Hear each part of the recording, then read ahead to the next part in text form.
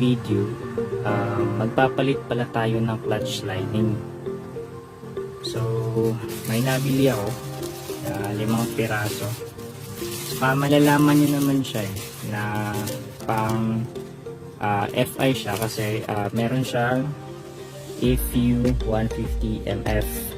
Kasi yung sa carb kasi FU 150 lang yun. So pag may MF, yun siya yung parang para sa FI. So tara. So tanggalin muna natin yung leg shell. So luluwagan na natin yung mga bolt. 8mm pala yan.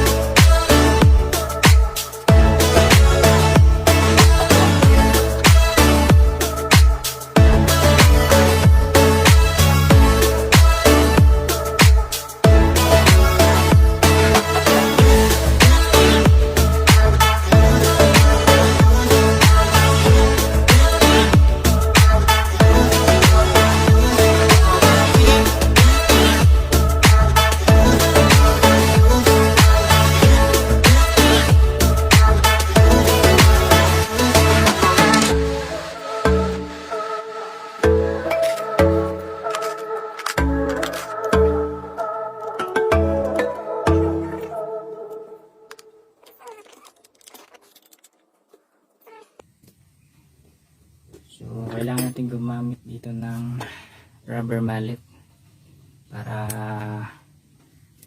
yung gasket ay hindi masira at lumapat.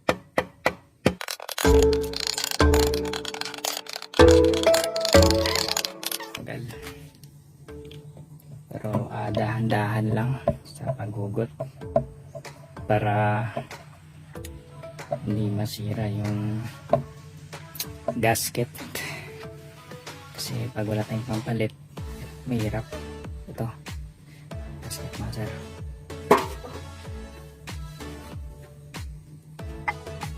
So, ito na yung clutch natin. Sa video ko pala ay nakapagpalit ako doon ng return spring. Ang nangyari nun, ito yung luma ko is malapit na siyang maputol.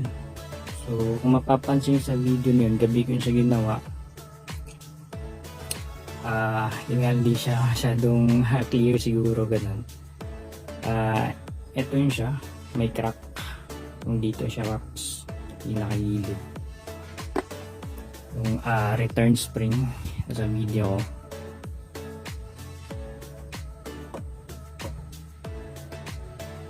So tanggalin natin to guys.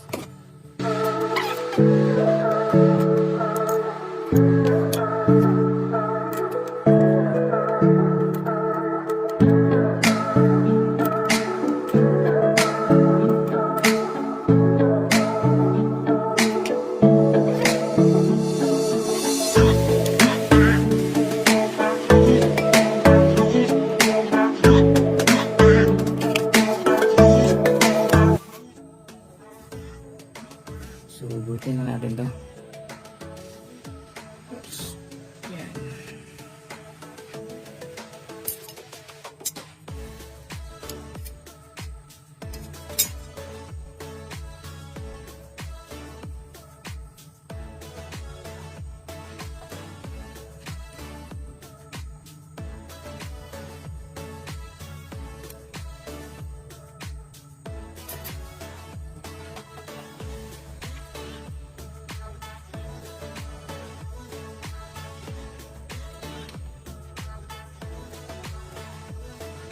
Sa lahat.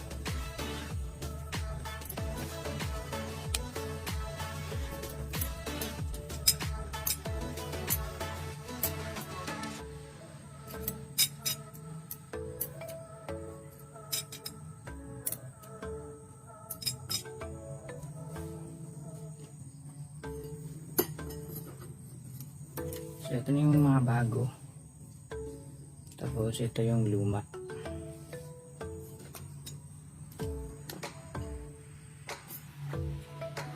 So, lalagyan mo natin ito ng oil, yung mga gilid.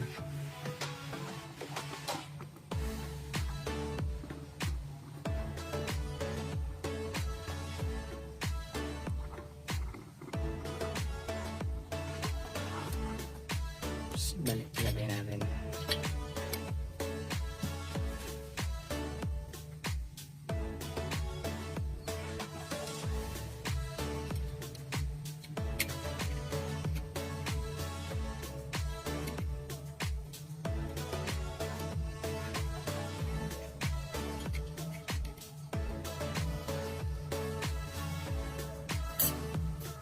Tapos kasunod doon ng clutch plate. Mapapansin nyo, meron siya ditong parang matalas. Pag dito ay smooth lang. Ito matalas. Ito yung dito sa harap. Yung hindi matalas yung sa loob. So lalagyan na natin ng oil.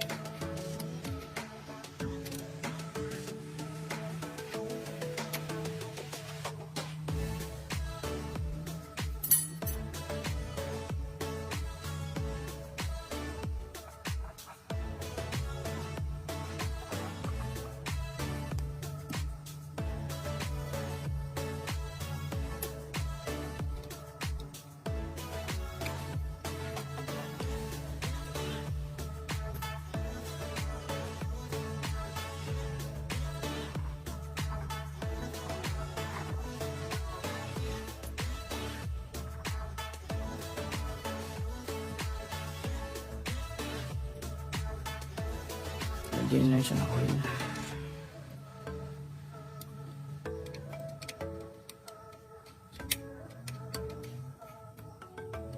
Kung wala naman kayong oil, pwede na rin yung oil sa dito.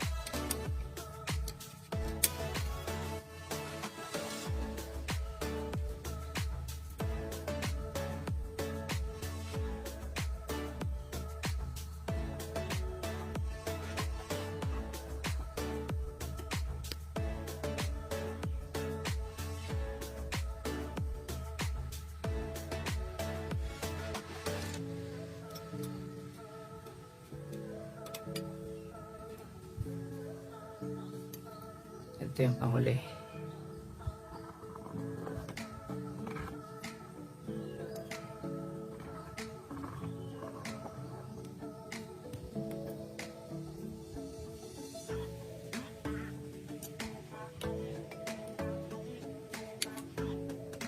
Ayun.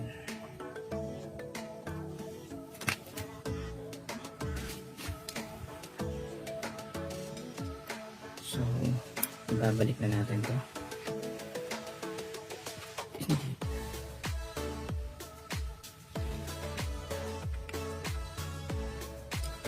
Mas okay pa naman yung bearings niya.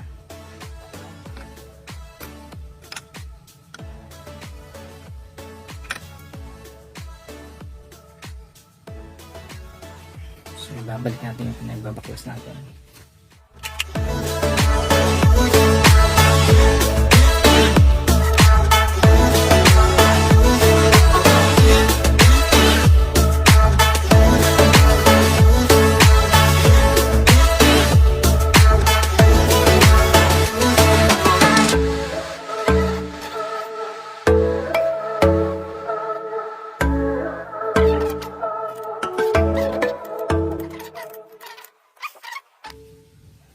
So, babalik na natin to. So, importante yung gasket. Saka, bago nyo makalimutan mga sir, meron yan ditong malit na o-ring. Baka makalimutan. So, tara.